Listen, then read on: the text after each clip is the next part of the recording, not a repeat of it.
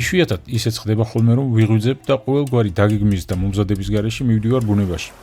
მივდივარ უბრალოდ სასიარულოდ ან ძველი ტყეში ჩაკარგული ეკლესიების მოსაძებნად. დღეს სწორედ ასეთი გასვლა მექნება. ბევრს ვივლი, დავისვენებ და საინტერესო დროს გავატარებ. ბალახია, ეხლა ვეცდები ეს ბალახი. გადავწიო, რომ ტაძრის კედლები კარგად გამოჩნდეს.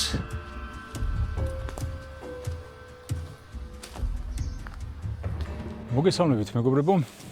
მე არჩილ მაისურაძე ვარ. დღეს მექნება ესეთი რიგითი გასვლა. ამჯერად ქვემო ქართლი შევარჩიე. რიგითი, იმიტომ რომ რაღაცა ისეთ მოვიფიქრე სპონტანურად დაუგეგმავად, როგორც წესი, წინასწარ ვემზადები ხოლმე, ვარჩო ხოლმე ადგილს საწავიდე, ამა თუ იმ ისტორიულ ძეგლს, რომელი მოვინახულო, კოორდინატებს ვნახულობ, რელიეფს, როგორ რელიეფზე მექნება სასიარულო, რამდენი მდინარე იქნება გადასავლელი სიმაღლეში, რამდენი იქნება ასაწევი და ასე შემდეგ ყველაფერს ესე ვალაგებ ხოლმე ვემზადები და შემდეგ მივდივარ ხოლმე გასვლაზე. დღეს კი წამოვედი ესე ქვემო ქართლში, ალგეთის ხეობა შევარჩიე პირველ რიგში და უნდა ნახო აი ეს ტაძარი, როგორც ვიდეოს დასაწყისში ნახეთ, მდინარე ალგეთი გადმოვიარე. არ არის წყალუხვი მდინარე საერთოდ.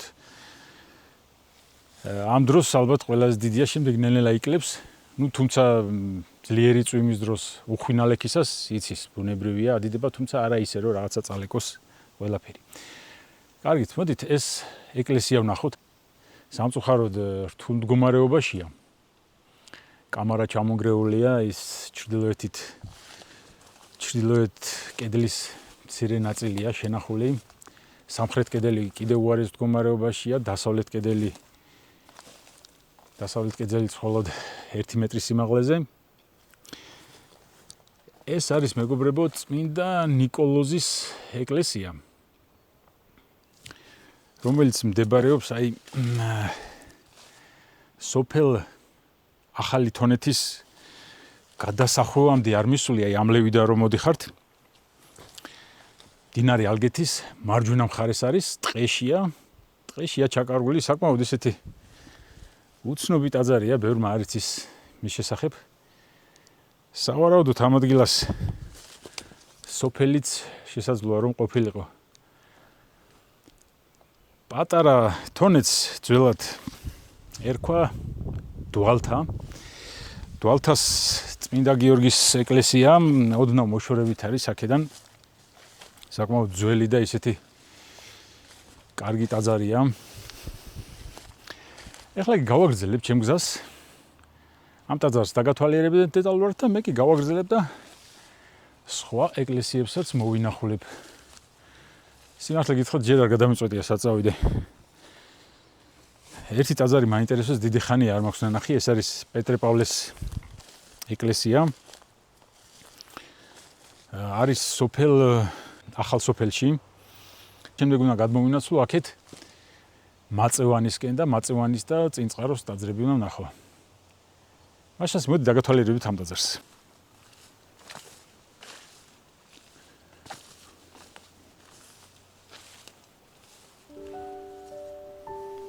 სავარაუდოდ ტაძარი განეკუთვნება განვითარებულ შუა საუკუნეებს.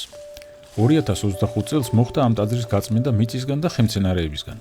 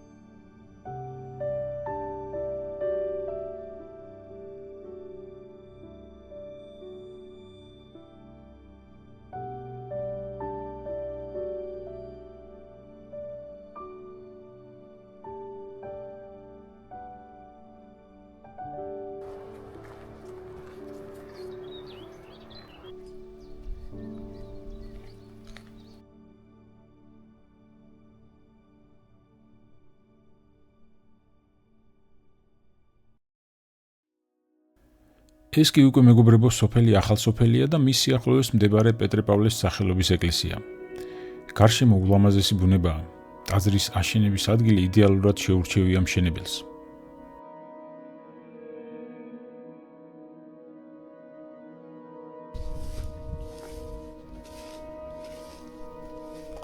პეტრე-პავლეს სახელობის ეკლესია ქართული ხუროთმოძღვრების უმნიშვნელოვანესი ძეგლია. ის მე-11 საუკუნეებით თარიღდება. ტაძარი ამჟამად აღდგენილია, თუმცა დანგრეული იყო. კამარა ჩამონგრეული და კედლის გარკვეული ნაწილებიც დაშლილი. ძველი კედლები კარგად თლილი ოქროსფერი კვადრებით არის ამოყვანილი.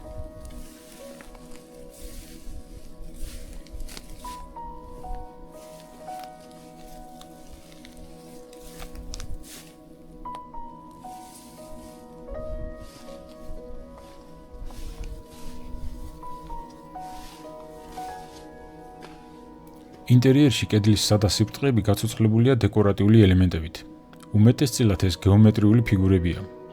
არის ცხოველთა გამოსახულებებიც.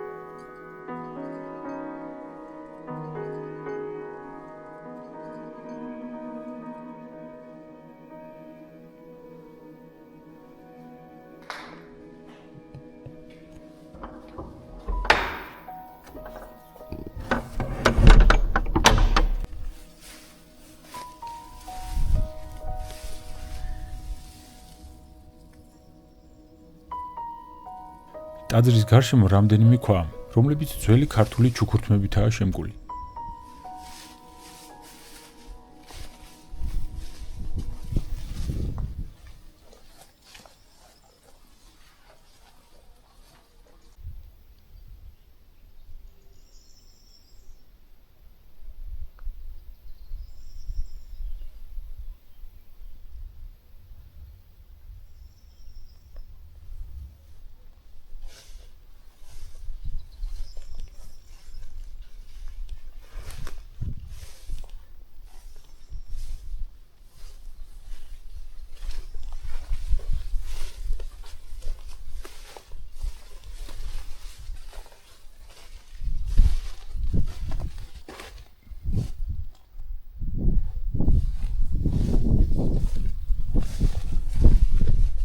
მოკლედ მოვინახულე პეტრე-პავლეს ეკლესია, მოვედი ახალსოფელში, ეხლა აქედან წავალ მაწევანში.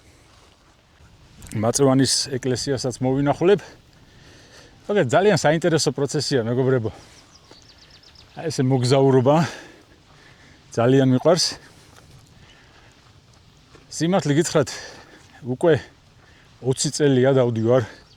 უამრავი რამ მაქვს ნანახი საქართველოში, მაგრამ ყოველ ახალ ჯერზე, ახალ გასვლაზე რაღაც ისეთი განცდა მეუფლება ხოლმე, რომ თითქოს არაფერი არ მაქვს ნანახი, იმიტომ რომ ამოუწურავია მართლა ჩვენი ქვეყანა, ჩვენი ქართული კულტურული მემკვიდრეობა, არა მარტო მემკვიდრეობა, თვითონ ბუნების ძეგლებიც ძალიან ბევრია, მოკლედ ძალიან ბევრი რამ ასანახავია, ასე რომ იმოგზაურეთ, ისიამოვნეთ.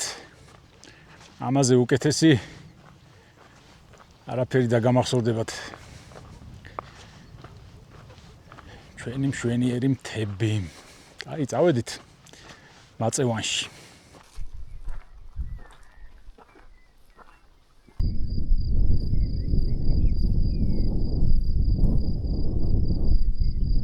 ძალიან დიდ მაღრუბელმა გადაიარა, აი. აშკარად სეტყვა იყო სადღაც ძლიერი. როგორც მოგვიანებით გავიგე, მართლაც ძლიერად დაუსეტყვია თბილისის რამდენიმე უბანი.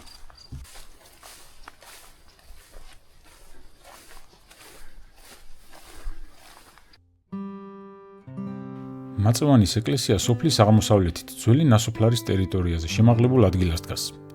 შესასვლელი სამხრეთიდან აქვს, კარი გარედან ტიმპანითაა დასრულებული, შიგნიდან კი თაღოვანია. ტაძარზე ორი ასომთავრული წარწერაა, ორივე მე-13 საუკუნის. ერთი ტიმპანზეა შესრულებული და გვამცნობს, რომ ეკლესიის მშენებლობისას ადგილობრივ დიდებულ სანღირ მამქანიძეს ქვა შეუწირავს ტაძრისთვის. რისთვისაც ტაძრის მაშინებელ საძმოს მისთვის ლოცვა დაუწესებიათ ხარებისა და წმინდა თევდორეს ხსენების დღეს. წარწერა კი ასე იკითხება: სახელითა ღვთისათა, მე სანღირ მამქანიძემან ქვაი შევწირი ამას ეკლესიასა და ამას ეკლესიის სამშენებელთა მღვდელთა გამიკვეთეს ორი ჟამის წირვაი. დღე ხარებაი და თევდორობაი და არა შეიცვალოს.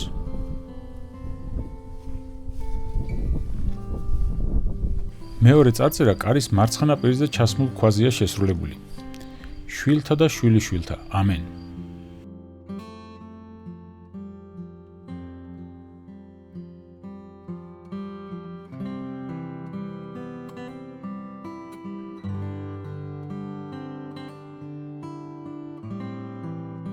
რა საინტერესოა რა, როგორ აშენებდნენ ამდენ ეკლესიებს ჩვენი წინაპრები, როგორ ასწრებდნენ ამ ყველაფერს, ეზრუნათ ოჯახზეც და ქვეყანაზეც. თავდავზე გავიშრომის შედეგი იყო ეს ყველაფერი. საინტერესოა თავად მშენებლობის პროცესიც, როგორ არჩევდნენ ადგილს, როგორ თლიდნენ ქვებს, როგორ ამზადებდნენ კირდოყაფს, ვის რა ფუნქციები ჰქონდა გადანაწილებული და ასე შემდეგ. ძალიან საინტერესოა ეს ყველაფერი.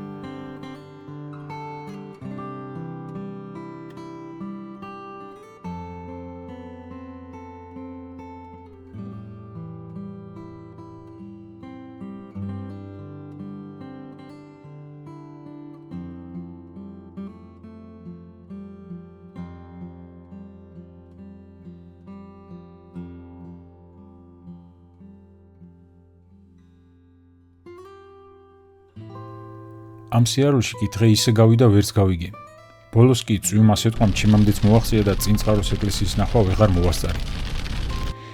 თქვენ კი ჩემო ერთგულო მაყურებელო დაგემშვიდობებით, საქართველოს სხვა რეგიონებში შევხვდებით.